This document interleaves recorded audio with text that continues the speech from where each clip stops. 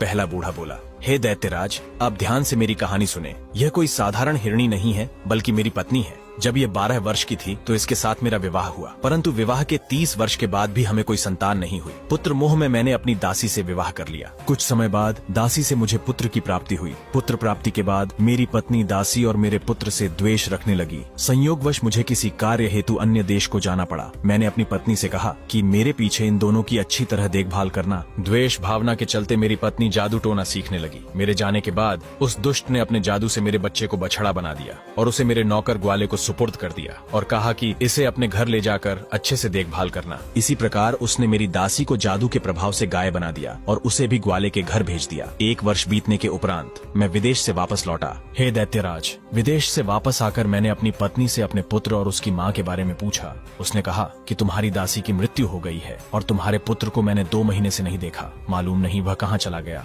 मुझे अपनी दासी के मरने का बड़ा अफसोस हुआ, परंतु मुझे आशा थी कि कभी न कभी पुत्र से मेरी भेंट हो जाएगी। इसी बीच काफी दिन गुजर गए। मेरी दुष्ट पत्नी ने एक षड्यंत्र रचा। उसने मुझसे कहा कि हमारे गांव में एक तांत्रिक है। उसने मुझे कहा है कि यदि हम एक गाय की बलि देंगे तो तुम्हारा पुत्र वापस लौट आएगा। पुत्र मोह में मैंने अपनी पत्नी की बात मान ली और मैंने ग्वाले से गाय मंगवाई। वह गाय कोई और नहीं बल्कि मेरी दासी ही थी, जिसे मेरी दुष्ट पत्नी ने गाय बना दिया था। मैंने जैसे ही तलवार उठाई, वह बड़े ही करुणापूर्ण स्वर में डकारने लगी और उसकी आंखों से आंसू की धारा बहने लगी। उसका यह हाल देखकर मुझे उस पर दया आ गई, परंतु रुष्ट होकर मेरी पत्नी ने कहा, यदि बलि नहीं दी तो हमारा पुत्र वापस नहीं लौटेगा। विवश होकर मैंने उसका सर धड़ से अलग कर दिया। राक्षस ने हैरान होकर कहा, तुमने अपनी ही दासी को मार डाला। हे दैत्यराज, जब मैंने गाय के रूप में मौजूद दासी का सर धड़ से अलग किया तो उससे सिर्फ अंतड़ियां निकली। मेरी कुटिल पत्नी ने कहा, स्वामी, हमारी बलि तांत्रिक को स्वीकार नहीं होगी। ये तो बिल्कुल ही दुर्बल गाय है। पुत्र मोह में मैं उस ग्वाले पर नाराज होते हुए बोला कि गाय को ऐसी दशा में क्यों रखा कि वह ऐसी दुबली पतली हो गई। मेरी कुर्बानी करने के लिए कोई बछड़ा ही ले आओ, किंतु वह मोटा ताजा होना चाहिए। ग्वाला शीघ्र ही एक मोटा ताजा बछड़ा ले आया।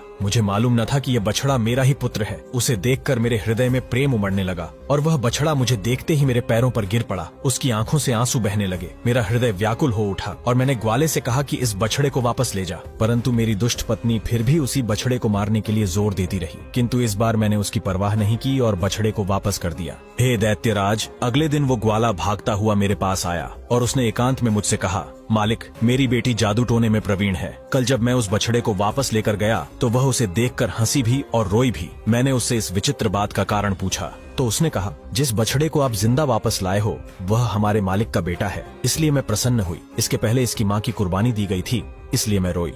हमारे मालिक की पत्नी ने इन माँ बेटे को काले जादू के प्रभाव से गाय और बछड़ा बना दिया था। मैंने जो अपनी बेटी के मुंह से सुना वो आपको बता दिया मालिक। इतना सुनते ही मेरी रूह कांप उठी। फिर मैं ग्वाले के साथ उसके घर चला गया। मैंने उस लड़की से कहा, क्या तुम इस बछड़े को फिर से मनुष्य का रूप दे सकती हो? उसने कहा, निश्चय ही मैं उसे दोबारा मनुष्य बना सकती हूँ। अगर तुम ऐसा कर दो तो मैं तुम्हें अपनी सारी धन संपदा दे दूंगा। लड़की ने मुस्कुरा कर कहा, हम लोग आपके सेवक हैं मालिक। मुझे कोई धन संपदा नहीं चाहिए, किंतु बछड़े को मनुष्य रूप मैं 2 शर्तों पर दूंगी। पहली शर्त, उसके मनुष्य बनते ही आप उसका विवाह मेरे साथ कर देंगे। दूसरी शर्त, जिसने इसे मनुष्य से पशु बनाया है उसे दंड दिया जाए। दैत्य ने उत्सुकता से कहा, क्या तुमने उसकी बात मान ली? मैंने कहा, तुम्हारी पहली शर्त मुझे मंजूर है। दूसरी शर्त का निर्णय मैं तुम्हारे ही हाथ छोड़ता हूँ। हाँ, मैं इतना जरूर कहूंगा कि मेरी दुष्ट पत्नी निश्चित ही दंडनीय है, किंतु उसे प्राणदंड न देना। लड़की ने कहा कि जैसा उसने आपके पुत्र के साथ किया है वैसा ही मैं उसके साथ करूंगी। ये कहकर उसने काले जादू के प्रभाव से बछड़े पर मंत्रोच्चार किया, जिसके परिणाम स्वरूप वह तुरंत ही मनुष्य रूप में आ गया। भावुक होकर मैंने अपने पुत्र को गले से लगा लिया। मैंने अपने पुत्र से कहा कि इस लड़की के कारण ही तुमने फिर से मानव देह पाई है। तुम इसका एहसान चुकाओ और इसके साथ विवाह कर लो। पुत्र ने सहर्ष मेरी बात मानी। लड़की ने इसी प्रकार मेरी पत्नी को हिरणी का रूप दे दिया और मेरे पुत्र ने उस कन्या के साथ विवाह किया, परंतु दुर्भाग्यवश थोड़े ही समय के बाद उसकी मृत्यु हो गई। मेरे पुत्र को इतना दुख हुआ कि वह देश छोड़कर कहीं चला गया। बहुत दिनों तक मुझे उसका कोई समाचार नहीं मिला